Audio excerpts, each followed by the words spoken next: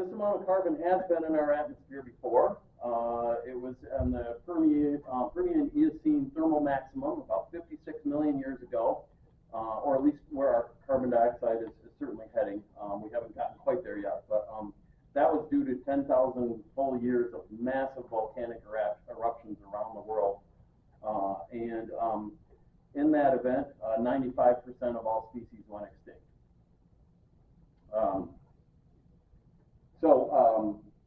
We have that action that I talked about on the ocean. We have a heavy gas that's settling around the coastal areas.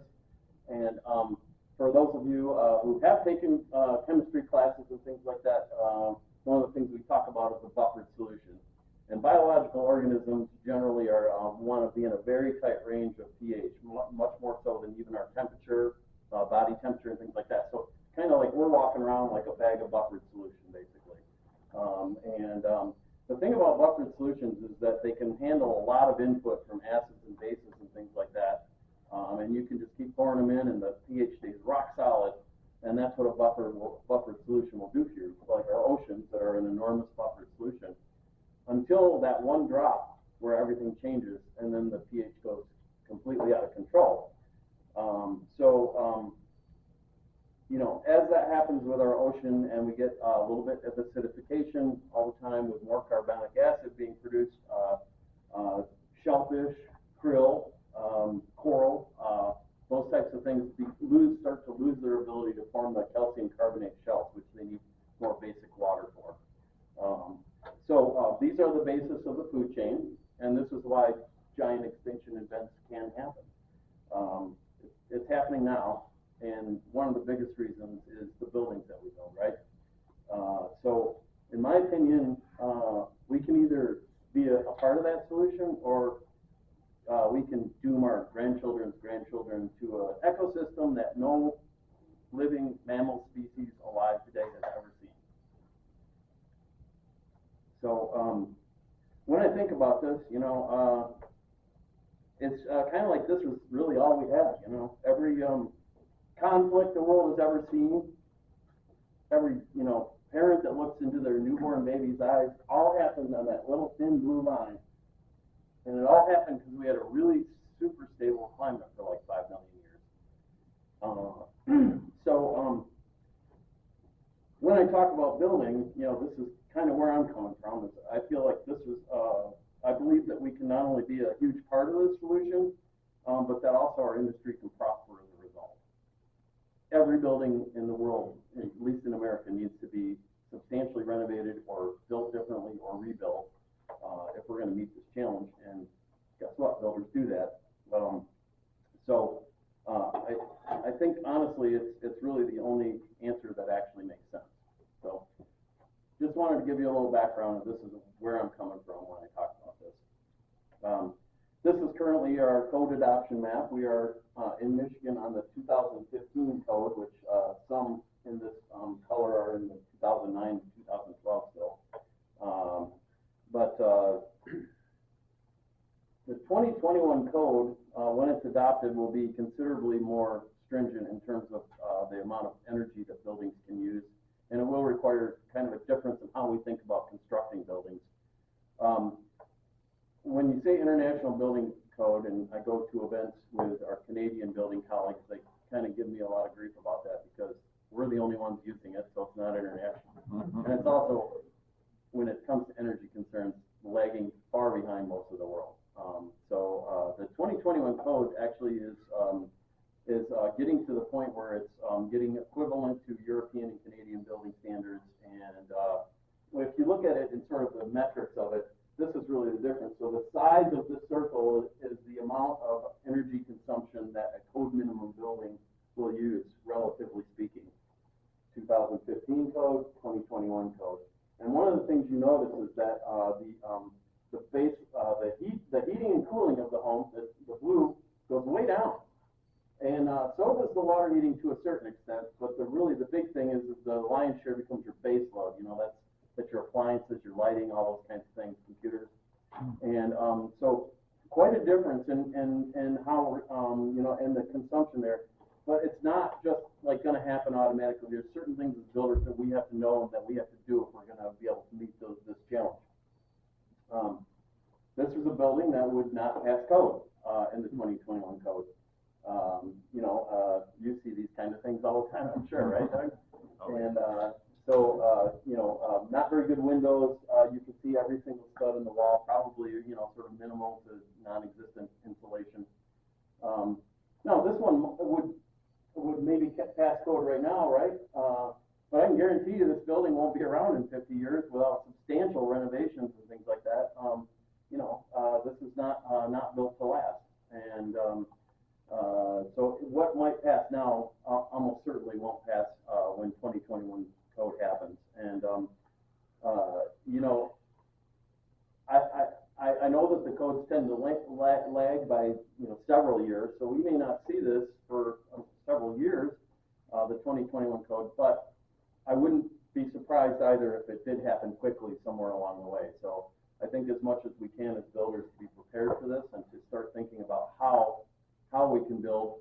And honestly, if you do this right, A, it's a bragging point to your clients that your clients are going to want to brag about, and B, it will make them healthier, more comfortable, happier in their home, and C, you get to be the expert of that.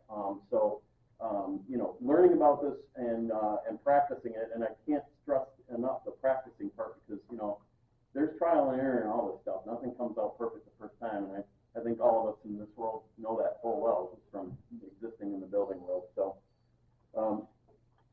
our personal journey at Meadowlark when I was there was to say, okay, well, where do we start? So we started out with this, California framing, 24 on center. You see how the load tabs are stacked.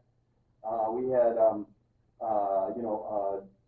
foam bonds and dense packed cellulose in the wall, things like that. And we were trying really hard to make an airtight building assembly that was as well insulated. So, going to California framing meant that we could put more insulation in the walls. But honestly, what was lacking here is it was going from this to this, where this yellow line is a thermal break around the home and air sealing. So when you think about it, a thermal break around the home it's kind of like putting on a warm wool coat over your body. Your body radiates less heat, and it's a full covering, right? So that's what a thermal break does. Air tightening your house, that's kind of like tucking in your shirt in the winter. If you leave your shirt open and go outside, you're probably going to feel a breeze coming up, and it strips heat from your body, right? Same thing with a home. The more airtight a home is, the better it's going to hold on to that heat. And then, sort of attics and foundations are tricky to get them right, where anytime you have a change in the building materials or the construction method, it gets a little tricky there. So, but, if you do it right, that's kind of like putting the warm hat on your head, too. So if you do those three right, you're really making a superior building envelope. And one thing to mention, though, is that tight homes need ventilation. It's the V in HVAC, as you all know. And you cannot build a house properly like this and just let it go. And I know that's more expensive for your clients to put in these types of ventilation things. But one thing I will say is that when you focus on the building envelope, it's a relatively low cost upgrade that can actually reduce the size of your heating and cooling system, sometimes to the point where you're at cost parity or below. So thinking about that design up front is pretty critical in the process. So when we started it, we started thinking, well, hey, we're getting good results from doing the California framing, but what can we do better? And we sort of well, let's start figuring out how to really wrap this thing in a foam. And so these are some projects that we started. This one here, I'll come back to in a second, but you notice the pink and blue foam. Please don't use pink or blue foam. The blowing agent in those is hydrofluorocarbons, and that's the thing that makes all those little bubbles, and that will escape over about 50 years, and those are about 12 to 1,500 times the potency of carbon dioxide per molecule. So you're baking in about 50 years worth of greenhouse gases just from using these, and I'm sorry that we did, but I didn't know that at the time. EPS foam, expanded polystyrene, is blown with steam, and it has almost a negative greenhouse gas potential. I don't tend to like petrochemicals in buildings, but I can say that I'm a big fan of EPS foam. It's structural. It's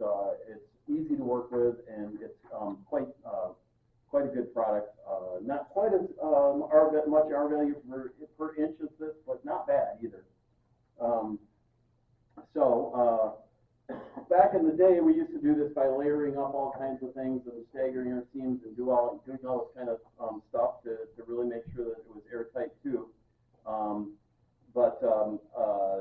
You know, these days you can kind of just buy these products. This is a zip system walls. This is polyisocyanurate foam. That's the yellow crunchy foam. A really high R value. It's got its limitations. It can't be exposed to moisture, so you can't put it underground or anything like that. But as far as sheathing a building, it does work pretty well. In fact, most commercial buildings have it on the roof anyway. I think it's just important, though, for all of us to know that these measures have to be designed in from the start of the design of the building. You can't just kind of, well, you can just go retrofit it later, but you're going to run into problems most likely. One other thing too is that polyisocyanurate foam is incredibly fire resistant, and it's also been used for decades. It's well known in the industry, and it works pretty well. I do want to give a shout out to insulated concrete forms and structural insulated panels. And this house we built back in 2006, I want to say, actually had both. So ICFs down here, SIPs up here. Both of those techniques have a thermal break built into the product, and that's one of the reasons that they're so damn efficient. And with an insulated concrete form structure, you get one better by having an enormous amount of thermal mass in the building, which just makes the temperature rock steady. It just doesn't change, and that makes it really comfortable for people. People don't like drafty homes where the heat comes on 1,000 degrees and then it goes off and you're freezing under a blanket, And if you build these homes right, you'll never have that problem. Just steady, silent, good quality temperatures, noticeably better air. It's dramatic, and people that live in these types of buildings will never go back. I've had clients say that. One client I remember, we were gonna move to Florida, but we can't ever not live in a house like this again. So, this is sort of a passive building. This is the passive house we built, and in the passive program, it's kind of like the Mac Daddy of building envelopes. You see how thick these walls are. This is all cellulose dense pack insulation that went in these Larson trusses, and then we had a 2x6 wall inside of that, and that layer that you're seeing there is where the vapor barrier is. I shouldn't say vapor barrier, air barrier is. We're looking for vapor open, meaning something that is going to shed water but allow water vapor to pass through to the extent possible. When you start building more dense housing, people give off about 600 BTUs per hour. And so when you start getting into more commercial buildings that have occupancy, you need less. You need less to make it be what would be a passive building. And in this case, for this building that I hope to be building soon here, just a simple 2x6 wall and the 2.5-inch zip, or in this case I'm using Hunter panels, so not zip, but just that alone can get me to passive standards on that building. And that's because there's 24 people that will be living in this 10,500 square foot structure, basically a big house. Interestingly enough, in Michigan, we're a highly heat-dominated climate and low cooling needs. So usually, that's something that you have to battle with, sort of how you design a heating and cooling system. Is like, well, I got to make sure that I have enough to heat the house in the winter, but I don't want to freeze the coil in the summertime because I need a lot less. Well, when you have this and you have a bunch of people in there that are all little radiators, in this case, the heating and cooling are very well balanced, which makes it nice. Here is a cautionary tale. When you're building a thermally wrapped building, this layer here is typically, unless you're doing it with mineral wool, this layer here is a vapor barrier, and that will trap moisture. So you need a condensation-proof wall. And in Michigan, in our climate zone, that means that thermal barrier, which I'm calling the R of the thermal barrier, the thermal break, the R value of that thermal break needs to be at least 30% of the total R value of the wall.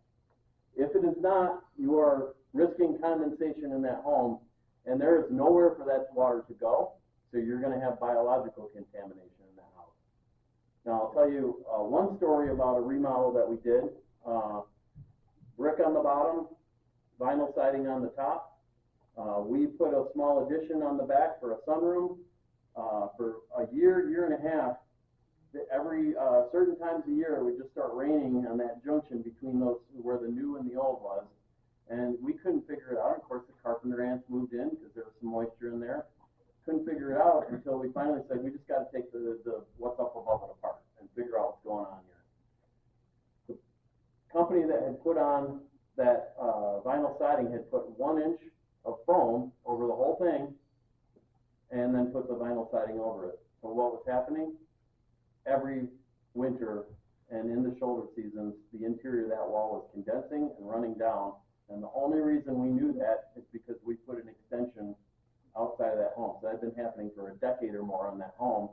Do you think we found a little mold in there? Yeah, we did. It wasn't impacting their house because it was encapsulated in the walls themselves, but it's not good for buildings. And so it's really important that we, as professionals, understand where our condensation plane is, and we have to understand that we do not want water condensing in this fluff layer that we have here. If we don't manage that well, we may not be getting the callbacks, but somebody down the road will, and it might be catastrophic for them. So really important to manage the levels that we of exterior thermal break that we put on. It's a wonderful building method. It needs to be done correctly. Air sealing, of course, is another critical step. If you are not air sealing well, what happens is that the tighter the building it gets, the more an aperture. It's like if you were blowing through something, if you're blowing through a straw versus just blowing out of your mouth, you know, when you put your finger on the end of the straw, that air is really moving, right? Because you've constricted your all of that to a small little area. So what happens? The velocity of that fluid, the air increases.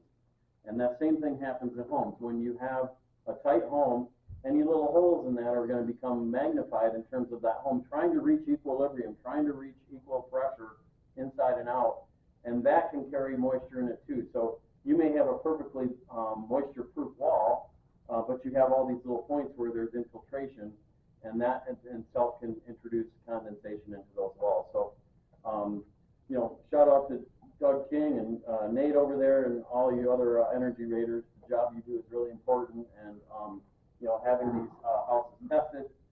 Meadowlark standard is 1.0 air change per hour or below at 50 pascals.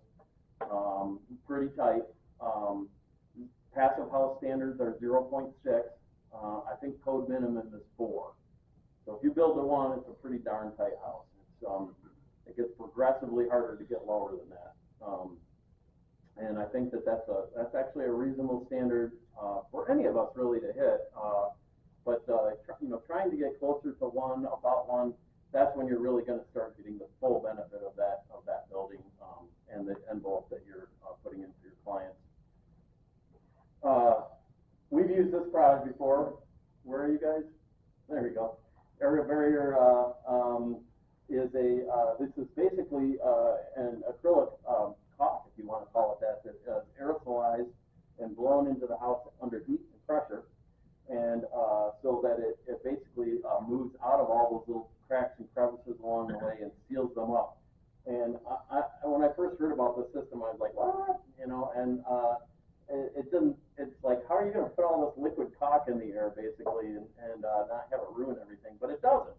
It really does work really good. You've got to protect your horizontal surfaces pretty well, but man, does it work sealing stuff up. So you can actually get to a passive rating with this much easier than, trust me, and I know, than going through and putting all the layers on and laboriously caulking everything and all this stuff. And to be honest with you, there's not that many caulks out there that really last long term, more than 5-10 years.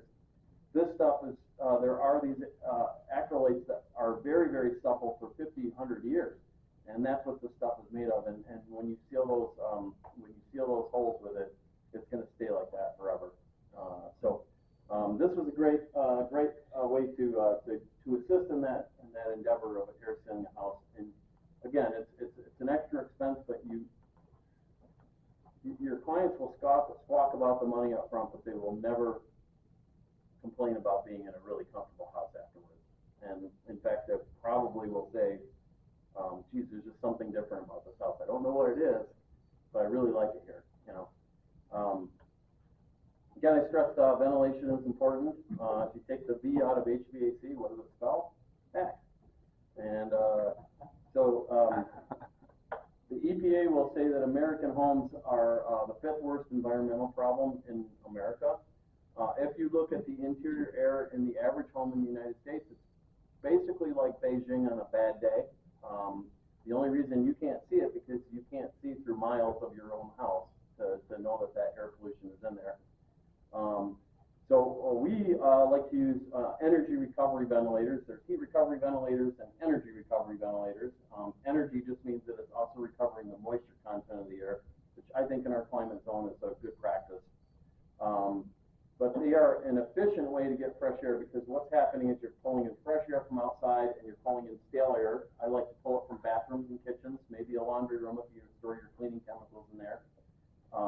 Pull that stale air out, and then you replace it with fresh air. And the simple way is to put it in the cold air return. The more complicated way is to put it in the bedrooms and places where you're actually living.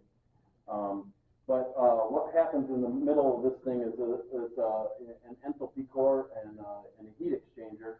So you're basically, you know, a good quality one, 85% of the heat and energy that you've already paid for in that house, and a good share of the energy of the moisture, which has a lot of energy in it, will also be recycled into the incoming airstream that is fresh air from outside. Really optimizing the delivery of fresh air and the extraction of stale air from the house. And in a tight house, you just absolutely need this. I put one in my house, and I immediately noticed a difference. If nothing else, just less dusting was one of the outputs, but noticeably better air quality. I already talked about all that. Another small shout out, and I'm not going to get into all the products, but you know, window technology has come quite a long way. See the difference between an American triple pane window and a European triple pane window. I don't have to go and do a lot of talk about it. You can obviously this one has a lot more gaskets. It's not just another pane added to a standard window. These things work amazingly well, and there are many companies in the United States now that are starting to make these to European standards. They're not that much more expensive than, in fact, in the case of this triple pane window, Marvin triple pane window, you can get a good quality European style window for about the same price now. You just got to look at it to see the quality of the construction difference. I mean, it's obvious. One great thing about windows too, if you have these kind of triple pane windows that are really well sealed, you can keep your humidity in the house at 40–45% in the wintertime, and that window won't sweat. So your nasal passages and all those things, you know, the reason we get colds in the winter and stuff like that is we're used to living in houses at 20% humidity. All your nasal passages and everything are cracking and bleeding and doing all kinds of stuff, and that's causing viruses to have an entry into our body. That isn't there when you have humid, moist air. And another thing is that humidity helps us feel comfortable. You know, if you're in 67 degrees and it's 40%, 45% humidity in the house, you're probably going to be comfortable. If it's 20% humidity and 67 degrees, you're probably going to be a little chilly in here, right? Same thing in reverse in the summertime. Sometimes when you build a tight building, and this is something we learned the hard way too, think about dehumidification, because our cooling loads are so low that air conditioning is going to run for a very short amount of time to get the house to the temperature that it's calling for, but you need that cycle to be extended to get the moisture out of the air. Because I can tell you a house that's 65 degrees and 70% humidity is really uncomfortable, and a house that's 80 degrees and 50% humidity is very comfortable. So we want to think about dehumidification in the winter as well as how to keep our humidification high dehumidification in the summer, keeping our humidity higher in the winter, and these triple pane windows are a pretty key component of that. Heat pumps, this is where we're all going to, right? This is the reason that we have to talk about these building envelopes. You have heat pumps in your home right now, central AC, your refrigerator, those are heat pumps. The only difference with heating and cooling heat pumps is that now you can reverse the cycle and heat your home with it as well. And here's why they're more efficient. It's because a unit of energy consumed with a fossil fuel appliance is like basically about the same if you get a nice piece of equipment as what you put into it. About 95, 98% efficient, right? So you put in 1 unit of energy, you got 0.95 out of it. Not bad. Now you put 1 unit of electricity into a heat pump and you get about 300% out of it, or about 3 times that amount. So, you know, electricity is more expensive, right? So this might be at cost parity, but you have to build your thermal envelope right, or this is not going to feel comfortable and it's going to use a lot of energy. So this is why I wanted to talk about thermal envelopes today, is because that's what's critical to making a heat pump work properly. Oh, another great thing about heat pumps is that once you put those in and you have a tight, efficient home, then you can go solar and be darn near net zero, if not entirely net zero. So it actually makes your solar, if you're interested, if your client is interested in that, it actually will get them the full benefit of it, where they can start getting down to zero energy bills, or very, very low. Heat pumps have a variety of different ways that they do it. There's air to water, there's air to air. What seems to be happening in our country right now is air to air, meaning an air source heat pump that's one of these guys, basically one of these outside, and it goes into you know, an air handler and blows around. So that's air to air, air outside, air inside. I like heating with air to water better. So you have air outside, goes to water inside. Water-based hot water heat is, in my opinion, much more comfortable and pretty flexible, and you can also use it for your hot water, domestic hot water in the house. But I don't think that the industry for heat pumps in America is quite there yet. It certainly is in Asia and in Europe, but we're not there yet. With these air-to-air source heat pumps, you know, there's a lot of configurations, and a lot of people kind of complain about these things up there, and I don't like them either. I think they look atrocious, right? I feel like I'm in a hotel room with that. But I just want you to know that there are other options. There's these little slim wall, low wall units that look pretty attractive. You can also get a ducted cassette, and you can put that in the middle of, let's say, the second floor, and you can duct your rooms. And guess what? When you build an efficient envelope, you don't have to run your ducts all the way out to the edge of the window and wash your windows anymore. In fact, you shouldn't. You want to have them be short runs that, it's called the Coriolis effect, short runs to the interior of a room so that it will tumble the air in that room. Because that room